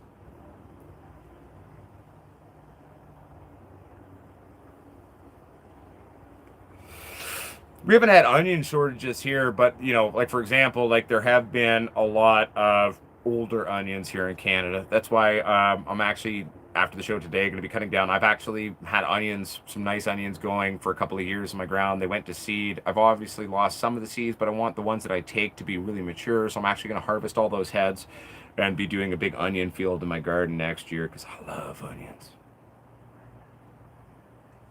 What's up, Jamie? Or Jamie? No, that's Jamie. Jamie Delgado, how you doing, my friend? G-Man Waffle, make moose chili. I heard that's the move. I've had some moose chilies. I've had grizzly bear chilies. I've even eaten baby seal. They all have wonderful uses and can be done right, but it's just, you know, you got to take your time. Nice, Rickar. I like a good chicken fajita. Kyle, dude, man, he's a Canadian. Just wondered if he was popular there. He's a singer-songwriter. Yeah, the sad thing about Canadian musicians is, you know, they almost never get any recognition or really go anywhere. I'll have to check them out, but I'm happy to check out a fellow Canuck, you know what I'm saying?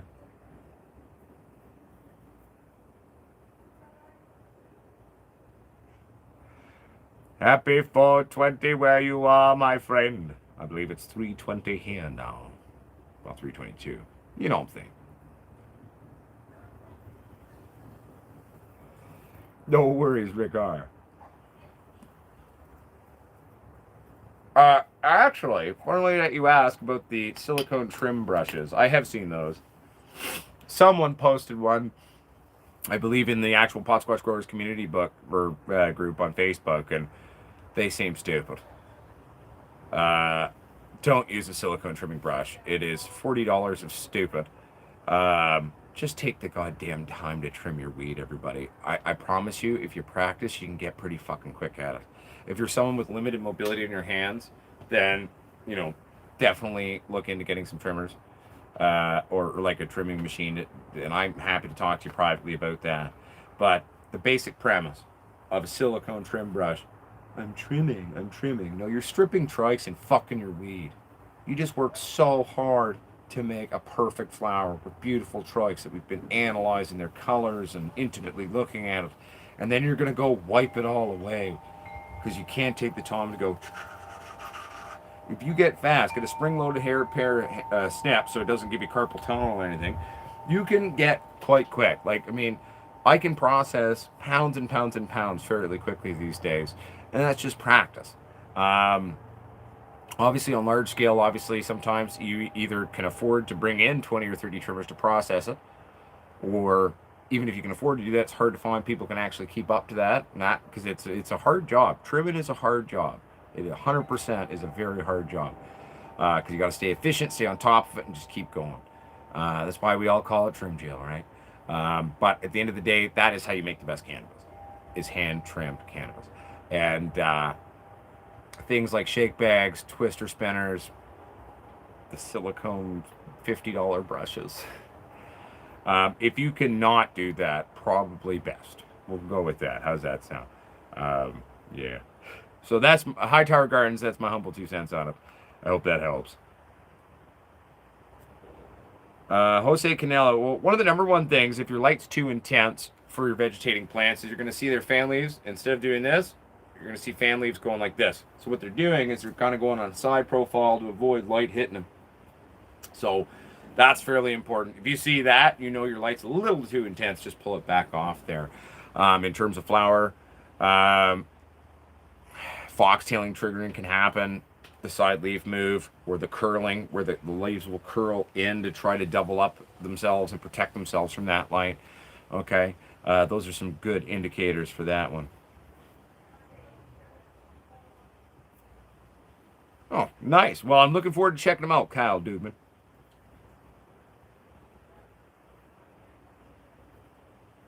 Well, exactly. Hightower Gardens. If you're going to try the technique, I definitely recommend using like a Betty Crocker than their glorified $50 Betty Crocker brush. I find it amusing sometimes when I see certain products. I just look at what it is and what companies are charging for it. I'm just like, really? Really? I find it quite amusing, my friends. I'm not going to lie to you. Hightower Gardens, you might be able to use it if you go real slow and you're doing a dry trim, dry brush, and just gently using it. So you're not just brushing it blindly over the plant, doing it this way, and then using the natural snap off. That might be okay. You're still not going to have a perfect manicure. You're still going to have the bottom base parts, because what we're doing is we're not actually trimming or removing it. We're like snapping off the sugar now. Snapping off the sugar with that now, which is not going to give you a final manicure. So if you're trying to make quads, you're trying to make that premium, primo, gotta hand manicure. It's the only way to make a true quads. Anyone who tells you different just is an idiot, in my humble 2 cents. It's funny. I got into a big argument with some of the big LPs out here. Canopy Growth was the biggest pot company in the world until they lost like $8 billion. Probably still the biggest, but lost a lot of money. Pulled out of Central America, all of Canada and South Africa because they're dum-dums. But I got into an argument with their head electrician and head grower, who's this kid from Ontario, at the local pub out here, because it was all out here, right? And they were trying to tell me, oh no, our twister trimmers are not damaging anything. We're not stripping any of the trikes off or doing any damage to the pot. And I'm just sitting here going like, how the fuck are you guys running the biggest pot company in the world? You know nothing about weed. Like, the fact you'd even try to argue that to me shows your ignorance. Look at how it works. By basic definition and nature of function, you are destroying the exterior of your bud.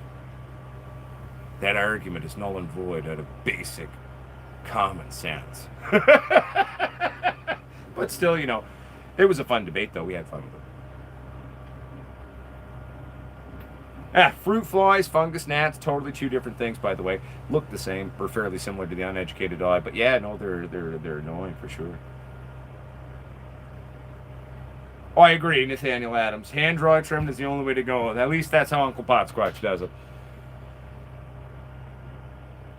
Are we gonna have a peep tonight?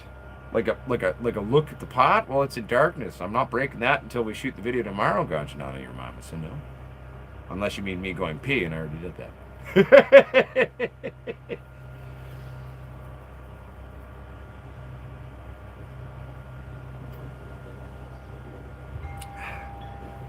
But I'd say, you know, do gnats attract roots? Well, they breed in your root system or in your soil medium. Typically the first 2 to 3 top inches, but they can also breed in the bottom of your pots with your drainage. They don't attract the roots, but they attack the roots. And if that's what you mean by attract, you meant attack by a mistype, then yes, they do. So what they do is, especially for new root growth, especially those little fibers you see off a young new little rootlet, right? That's their favorite food. To them, their larvae, that is a delicacy. Chewing up all those new little roots and the root fibers, that is a fungus gnat larva's delicacy. It's its favorite meal, it's its favorite food. So they do attack your root systems, and they go to town on that. Again, remember, they only go about this deep and then some of the bottom. So you're usually fairly safe down here, right? But I mean, at the end of the day, it is going to reduce yield a bit. It is going to trigger damage in terms of your fan leaves. When you see a lot of root nibbling by fungus gnat larvae, let's say this is a fan leaf here, you're going to see weird, like kind of like paler sections of the leaf that almost just look damaged somehow. And sometimes it could be wispy, sometimes it could be different things. Like every plant, it exhibits a little bit differently when you see it. But that is fungus gnat larvae damage in terms of your fan leaves, okay? And when a fan leaf has some damage to it, it's not going to maximize photosynthesis or create as much energy, which will then thus in turn reduce what your plant's able to do in a 24-hour period, thus reducing your overall end yield, thus, they're fucking dicks. You know what I'm saying? I hope that helps.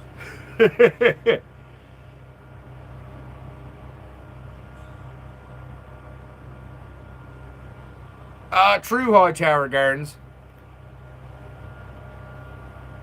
The true grower is a forever student.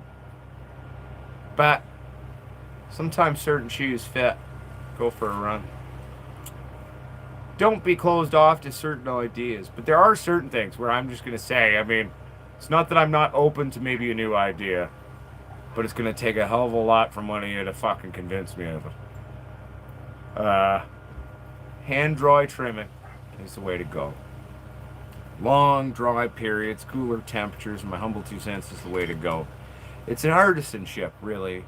At the end of the day, it's both a science, it's both an art form, and holistic when it comes to producing the truly best weed titties. It's like making a fine scotch, wine, beer, or cheese, you know?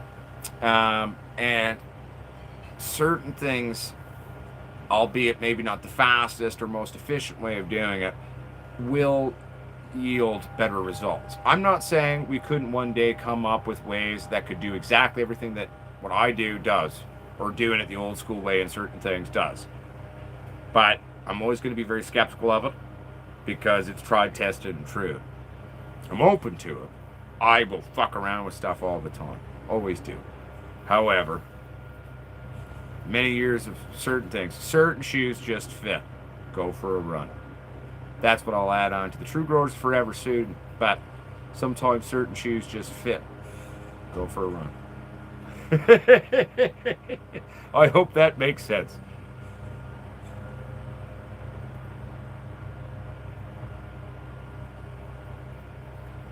Striping on stems, is that a deficiency? Jose, I'd have to see a picture of what you're talking about to really understand what you're talking about, but I'd have to check it.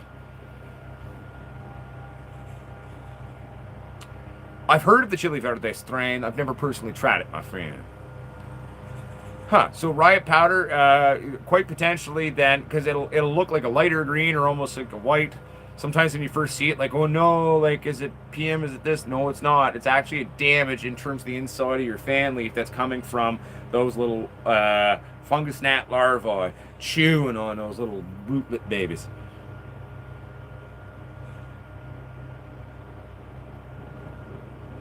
You know, I don't know if you're talking about Man in Black about aphids on the plant or soil bound aphids, but again, if we're looking to fuck up anything that's propagating in our soils or root mediums day, introduce nematodes. Beneficial nematodes are microscopic worms who'll be your best friends. And if you want to go fuck up bugs like spider mites, stripes, etc., and all these other beautiful things that are all over our plant, send in predatory mites. I've never worked with them yet. I haven't had the chance to where I had an issue. But send in predatory mites. Why is a predatory mite cool?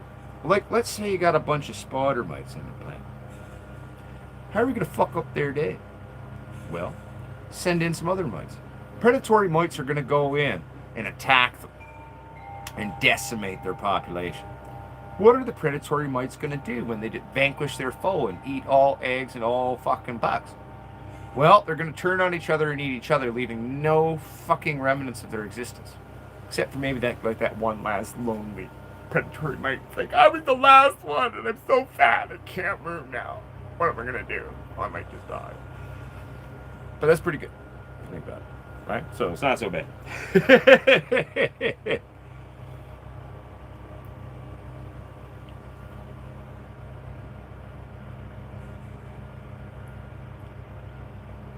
I wouldn't. I'm not a big fan of spraying things down with hydrogen peroxide. Ganja on your mama. Using the diluted 3% solution of a 1 to 4, so 1 part hydrogen peroxide at a 3% solution with 4 parts water, is definitely a great way to attack the babies.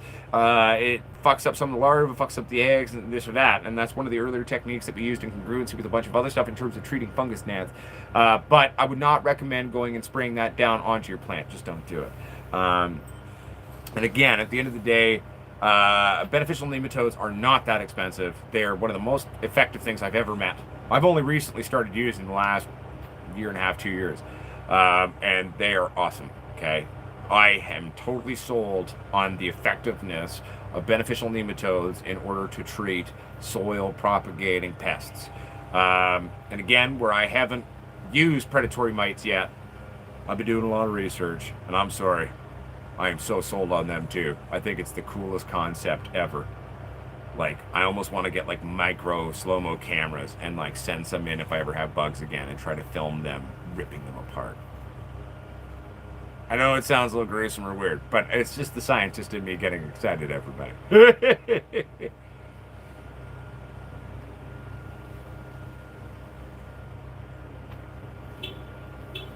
You see, I have heard about that, Anthony. I actually had someone, I don't know if it was them or maybe another channel that someone was mentioning to me that they have done that.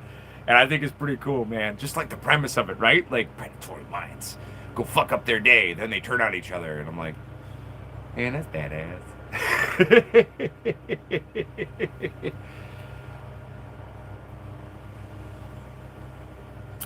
Well then, Ganjanata, your mama, get yourself some beneficial nematodes. I order what's called pot poppers. I don't know if that's available in the UK, but it's on Amazon, so it quite possibly is.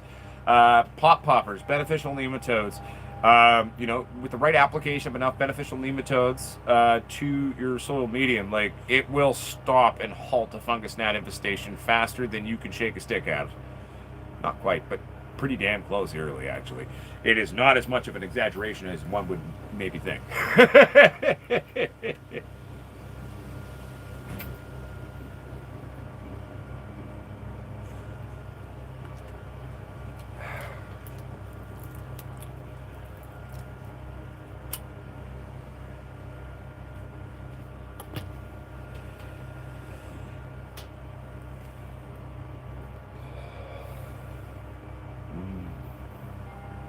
Tasty.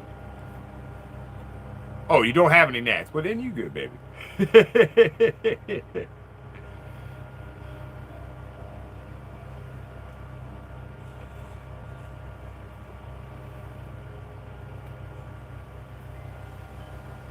Ah, perfect. Thank you for sending that, Mike. I'm going to call you. We're going to figure that out.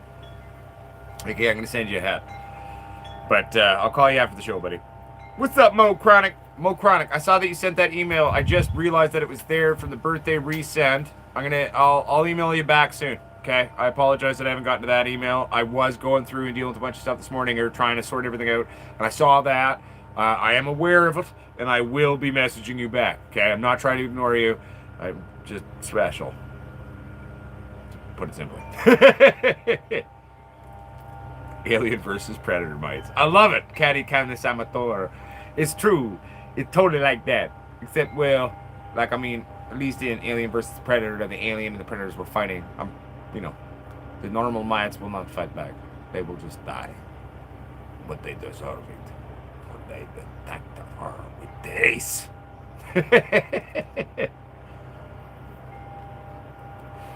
But I'm doing well, Mo Chronic. How you been doing, my friend?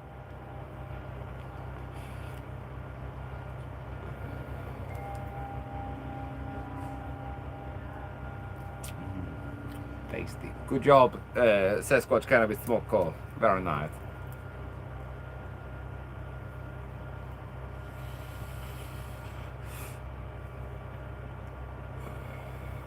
Yes, so Zim leaves. Old coffee grounds definitely help the plant. One, they're a very optimum pH for cannabis license, especially when growing it in soil, okay? Two, a lot of good nitrogen in there. So that's really going to be extremely beneficial during vegetation. And, it definitely has its uses at transition and early flower. I mean, after that, I would incorporate it too much. But you can also top dress with coffee grounds too as a pH maintainer slowly over time, a slow release on some of that shit. So then, for example, having a top dress on that going into flower, not a bad thing, 'cause it's going to slow release the nitrogen, because it still needs a little bit of nitrogen during flower, just not tons, right? So top dressing that way is pretty good. So yeah, but long story short, yeah, coffee grounds is good. Zimlis, I think. Zimlis. I think I'm saying that right. If I'm saying it wrong, I'm sorry.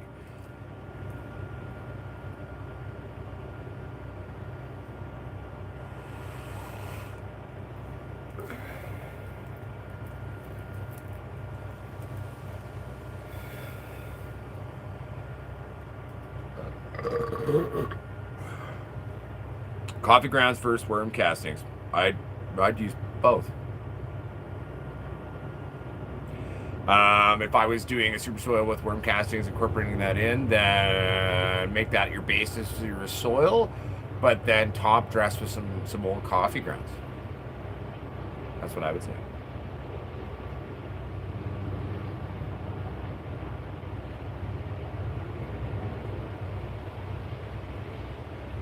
Dun, dun, dun. It was funny. I was really happy when someone was like, that reminds me of my favorite movie. You know, my little new cigarette thing. And I was like, because that's totally what I thought when I ordered it. I was like, dude, this is so. And Hunter S. Thompson cigarette thing. Like, I didn't order it because of that. I ordered it because I work on my phone a lot and I've been burning myself inadvertently when I'm focusing on messaging people, sending emails. But that made my day today. So thank you. I can't remember who said that, but thank you for saying that. That was fun. Yes. Okay, so Mo Chronic, think about it this way. This is always kind of the way I have thought about stress levels and herming, okay? So the life cycle of plants, let's say this is the life cycle of a plant. We're including vegetation and flower all in this big one. Let's go linear on this, right? So think about it like this, okay? Now, think about the stress levels of a plant.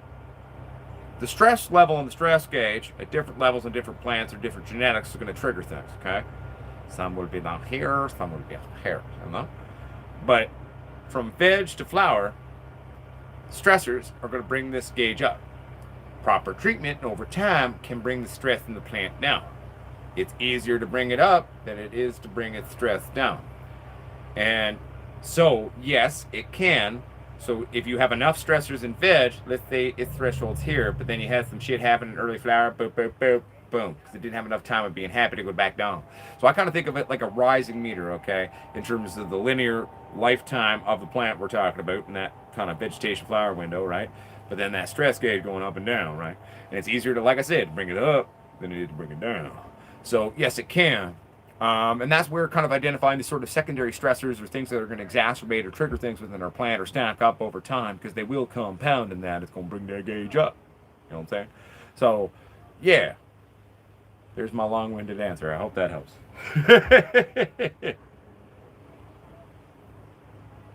Chris Talbot, how long have I been fucking around with plants for? About 20 years. Yeah, about 20 years now. I'm self-taught too, didn't come from a grower family. I'm actually the son of two priests. Both my mom and dad are Anglican priests in Canada. Grew up in the church. Became the black sheep, actor, writer, comedian, pot growing, black sheep eldest. But yeah, self-taught, didn't have anyone to really talk about it, did it in secret for many years, many moons. And so we're like a lot of my grower friends now, came from growing families of like, 2, 3, 4, 5, 6 generations. I just taught myself in secret and kind of fought my way forward as a young, stupid rebel, fighting the fact that I was, the son of two priests. Dusty Springfield would not know what to do with me. I'm a PK squared. Yeah, but anyway, what are you gonna do? I hope that answers your question, man.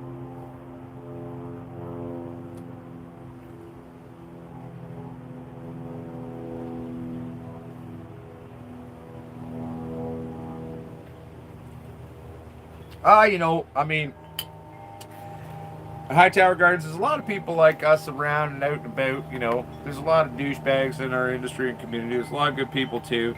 And the thing I remind myself is there's so many people who are now open to our world and joining it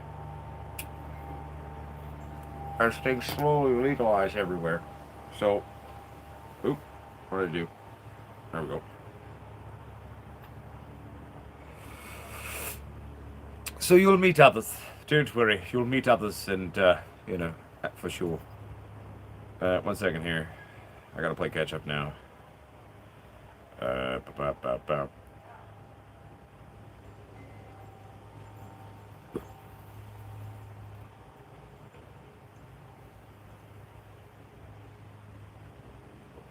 Nice, Hush Hush Productions. I'm sorry about the PM, but at least you caught it early, and I'm glad you're doing well.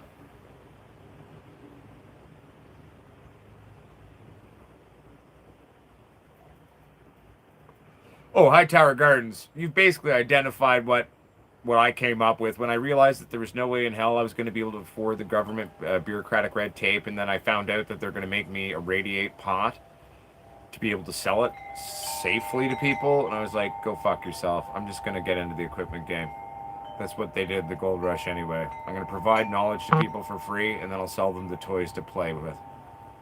That's my business plan.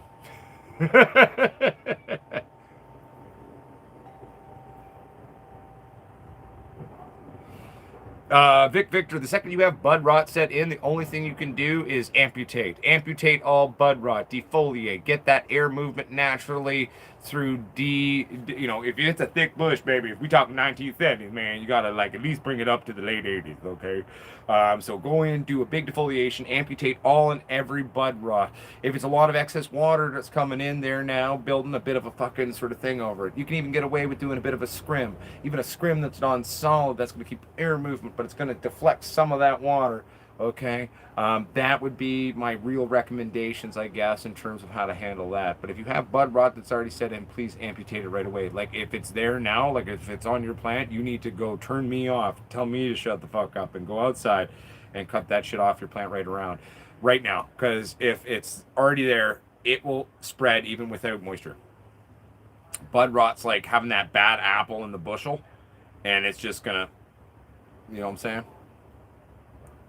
But yeah, I hope that helped. Don't have a favourite strain really, Chris Talbot, but I'd say my favourite species is Indica, and you know, I fucking love Kush. All the different brave, weird Kushes out there.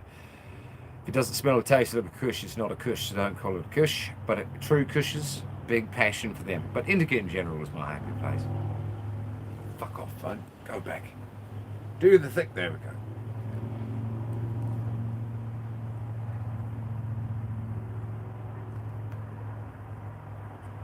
Oh, I'll definitely find Hush Hush Productions. There's a guy who's fucked around with everything under the sun over the years, you know. There's a reason why I've gone back to kind of playing in dirt and doing other things and, you know, incorporating other things as well, like ProMix HP, you know, it's got a little bit of everything. It's got a little cocoa in there, lots of stuff, you know, and I some things sometimes. Right now, I've just been doing straight HP for a while, but, you know, something satisfying about getting dirty, throwing them in the buckets and, you know, quote unquote, dirtying it up.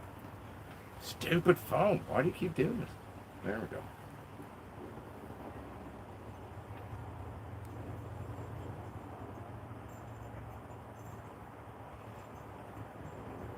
I'm only indoor. I'm exclusively an indoor guy there, Zimlees. The only real thing that outdoor would ever have a use for me in my world would be making hash or extracts or cooking with it. Greenhouse is different. Greenhouse, different story, but I'd smoke that probably. But I'm an indoor guy. I don't live in the city now, but I've lived in the city my entire life, and so my education and self teachings and experimentations and things I would run were always in cities. So you know that's kind of what I learned. That's the way I was always done. I have done things. A lot of my close friends aren't. They're all outdoor guys. A lot of my homies down in Cali are all big outdoor guys. But I'm an indoor nerd, man.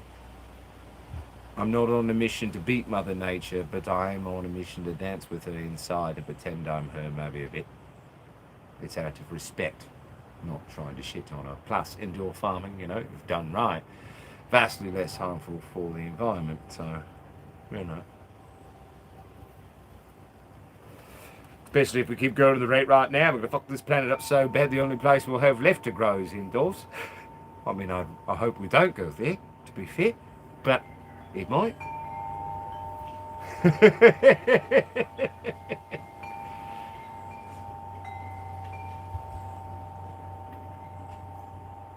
One second here. I'm playing catch up now. Indica is, well, you know, the stock sacrament. I mean, in terms of indica in general, I mean, BC's always been a very much an indica dom thing throughout my life and in my history of growing in the years that I've been sort of quote unquote in the game. Sats have never been a huge thing in my lifetime. They were a bit when I was sort of a young teenager, like we're talking like 12 and 13 and 14. But after that, it was very much a shift to indicas, and then BC for many moons, and still is in many ways, as it should be in my humble 2 cents, is a Kush-dominated market. And the true things you want are proper Kushes. You know what I'm saying? Oh, beautiful.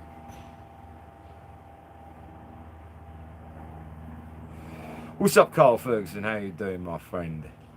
Stock segment. Gotta have Kush. They wouldn't let me know. Worked as yours for occasional reason. So now we have to license up. Yeah, it's all about getting licensed, mate. You know. So I've got a license. You know, medically licensed for self-production and all that jazz. Ganjanana, your mama. I know. I probably need to let my dogs out too. I'm probably gonna have to end this show in a minute because they need to pee and shit. So you go let your dog out. Thank you for showing up at the show, Ganjanana, your mama. I love you, baby.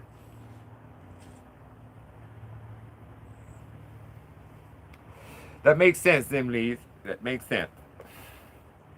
Given that it's still not the friendliest of states to be a pot person. We got a lot of Potsquatches in Texas. I'm actually flying down to Texas next April to go marry one of them. Be flying into Houston. So I don't like OG Kush, to be honest with you, that much. I've always found it a little overrated, to be completely honest. I've never understood people's hard-on for OG Kush. It's good. I like it. It's Kush. I'll accept it in the family, 100%. I like it. Still think it's overrated. I feel that way about a lot of strains, both new and old. I certainly have my opinions on things. We can at least say that. I definitely have 2 cents on a few topics. Oh, beautiful Nate Bomber 333. I'd love to see it, bud. I've had the Holy Grail Kush. It was pretty good. I liked it. That one was good. Holy Grail Kush was not bad. Hey, no worries, Eugene Dolan. I hope you're doing well. Stock sacrament OG Kush is the only thing. Well, hey, you know, if it makes you poop, that's good, you know, and gotta keep it regular. It's good for the pipes. I've never grown it, I've just smoked it, my friend. But not bad. I don't mind the critical mass. But anyway, my friends, it is true. The show's been going on now for, by my calculations, about an hour and 53 minutes. My puppies, I'm assuming they haven't exploded all over the inside of my house. So that's good. And out of all fairness to them as living creatures, I should probably go deal with that. So, my friends, thank you for tuning in to another wonderful live stream hangout here on Potsquatch Growers. This has been the 3rd or 4th annual weekly, 3rd or 4th one we've done of the new Wednesday show that we're bringing you as part of the regular programming. This week we're going to be making you a burger infused 4 ways. Tune in for that on Friday or Saturday whenever we get it out. And, you know, it's going to be a good time. Check out potsquatchgrowers.com to get all your swag needs. Soon to be the garden supply store. Want to grow like Squatch? Check out Squatch Lighting Systems. It's a good place to start if you want to grow like Potsquatch. Brought to you by, powered by Soul Strip. 2 little companies, one American, one Canadian, working together for you. We are growers, making lights for growers. Anyway, at the end of the day, you beautiful, sexy motherfuckers, I love each and every one of you. Thank you for liking, subscribing, tuning in, being part of this beautiful community globally. And just know, I fucking love you. All of you. You're fucking great, okay? And keep it weed steady. Remember, the true grower, forever student. True grower's not afraid to take risks, but we make educated